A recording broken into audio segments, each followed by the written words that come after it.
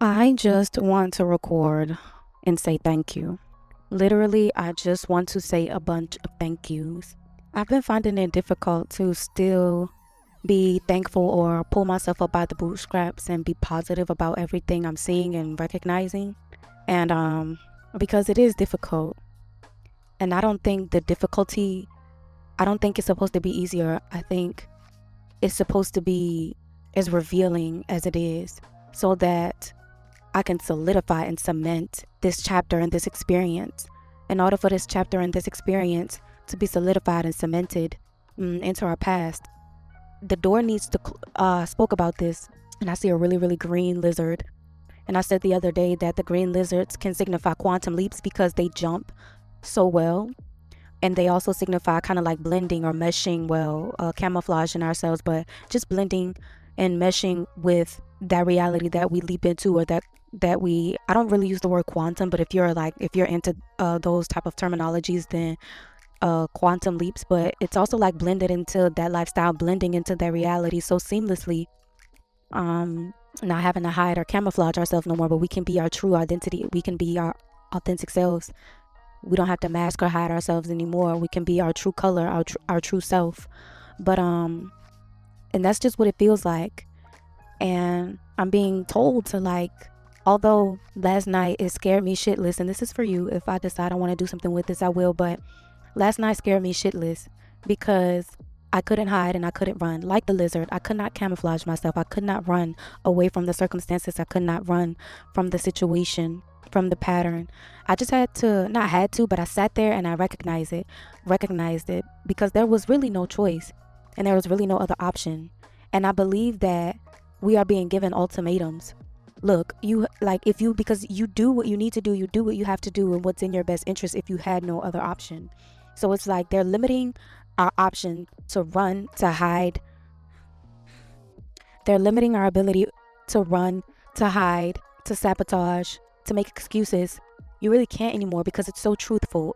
The truth of things, or the dark side of things, or the pattern of things, the recognition is so undeniable, so unquestionable, that we are forced to make those changes. We are forced to see things differently. We are forced to make a move. We are forced to release, let go, close out the chapter, and remove both knobs from both sides so that it cannot follow us into our reality, our desired reality, and we cannot return back onto it.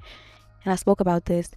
There's really no turning back now. We see what we see so vividly and so profoundly that it would be absolutely insane to try to go back, and to practice old habits and patterns, lifestyles, people, jobs, places.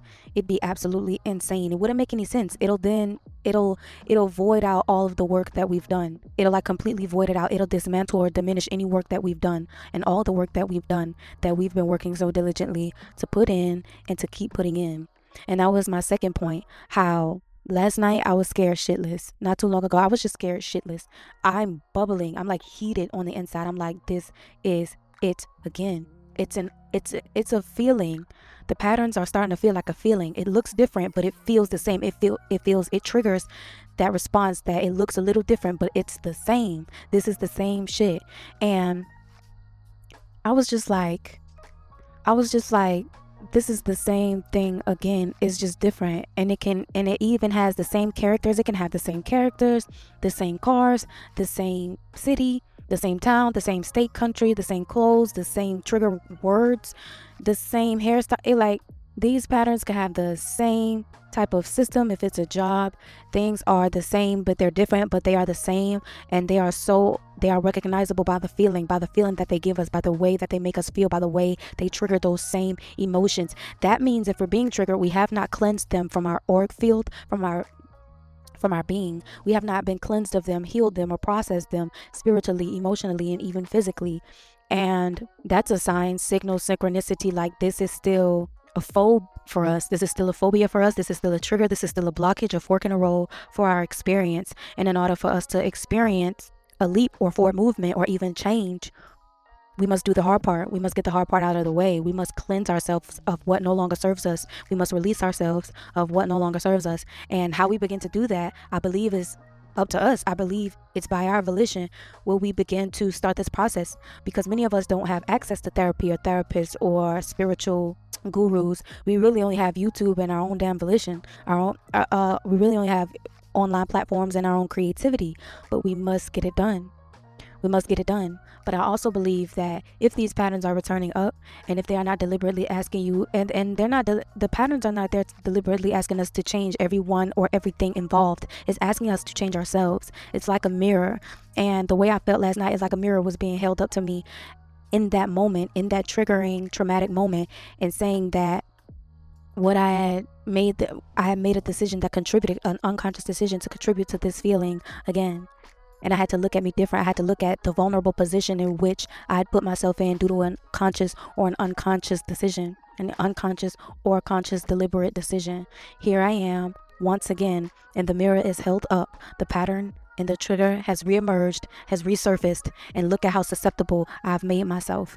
But it's really about, the change is about forgiving oneself and taking the necessary steps to cleanse it, taking the necessary steps to forgive it within yourself, really to forgive yourself for what you did or did not know, for what you did or did not do, for who you did or did not date or break up with, or the job that you did or didn't leave. It's the behavior that you tolerated, the triggers and the traumas that you pushed down or pushed to the back or ignored, or just, it's really recognizing how susceptible and vulnerable we might have left ourselves in the dynamic or situation. I don't believe that we're being asked by whatever it is that we believe in to change anyone, everyone, or everything involved. That's impossible. And I don't believe that's necessary. I believe it's us and that inner child or that inner young adult or us in our current experience or those past experiences that we need to be asking for forgiveness from, and we need to be forgiving ourselves, or it's in our best interest to forgive ourselves. So that experience scared me shitless, and so to the point where all that I could do was access stillness. I didn't even recognize or realize, I'm starting to recognize or realize how revealing stillness is, revealing, and how gentle stillness really is. And we talked about this, how the stillness kind of felt like a literal quote unquote I love you from the universe or from whatever it is that you believe in. The stillness, being able to work with stillness to the point where all that I can do was be still and let everything that I felt and was feeling in that moment, I caught it in its infancy. I caught the trauma in the triggering event or experience while it was brewing inside of me, and I sat it still, and I felt all that I needed to feel, and I felt everything that needed to come up and come out, and I gave it grace. I apologized. I forgave myself. I gave it grace. I said that I was done. I cemented the experience. I released the experience, and I declared the experience one that no longer serves me, and I was ready to be done. And I never let anything happen like that again. Just being that safe space for myself and standing up for myself and ultimately taking my power back. Once I took all the time that I needed, or once I took the appointed time needed, I then placed myself back in the environment. Because like I said, some of us, we are still in close proximity or still in the vicinity or around the environments, the places, the habits, the triggers. They're still in our vicinity. They're still close by. They're still a room away, a block away, a car ride away. And I want us to know, for those of us that are also experiencing that it is possible to make the small but mighty changes if we are still in the environment, if we are still caught up or in close proximity, that changes still can be made, that we don't necessarily need to make dramatic moves or run away or move. Like, if we aren't able to run away or move out or move on physically, if we aren't able to, that small but mighty changes still can be made within our mind and within our soul and within our spirits, within our minds, within our souls, and within our spirits, that allots us changes and shifts, and that can still support our change, our transformations and our transitions at this time and during these difficult times. So yes, being back in that pattern and recognizing that pattern, it was scary. It was scary and it was very difficult, but I think I'm done. I think I see these patterns and I recognize these patterns, and I believe that they're going to have an effect, but I won't be affected. I believe that these scenarios will still play out.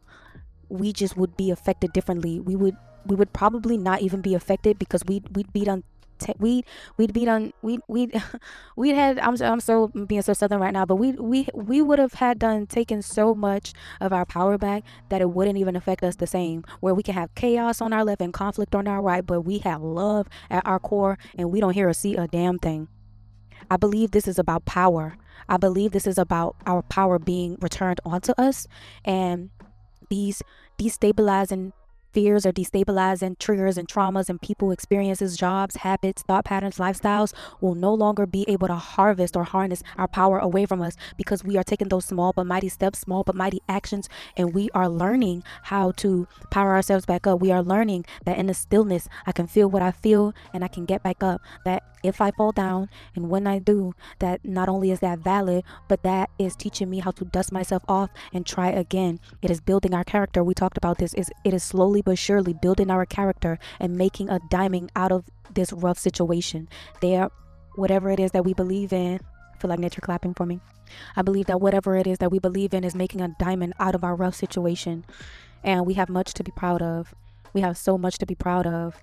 So yes, my love, it is difficult, it is hard, it is scary, and it will be, but this isn't to dehumanize you. This isn't to deter you. This isn't to dehumanize you. This isn't to deter you. This isn't to weaken you, but to strengthen you, but to extract strength, bravery, courage, and resilience from your core. This is not on purpose. This is with purpose. That the greatest battles are being given to you, the warrior in this case. Every single step and action and habit that you release, every tear that you cry, every day that you try, every path that you carve, every trail that you blaze is a testament to your resilience, is a testament to all the work, all the devotion and dedication that you've gained and you've earned along this journey. And I'm so very proud of you. You should be very proud of you, because it's not easy.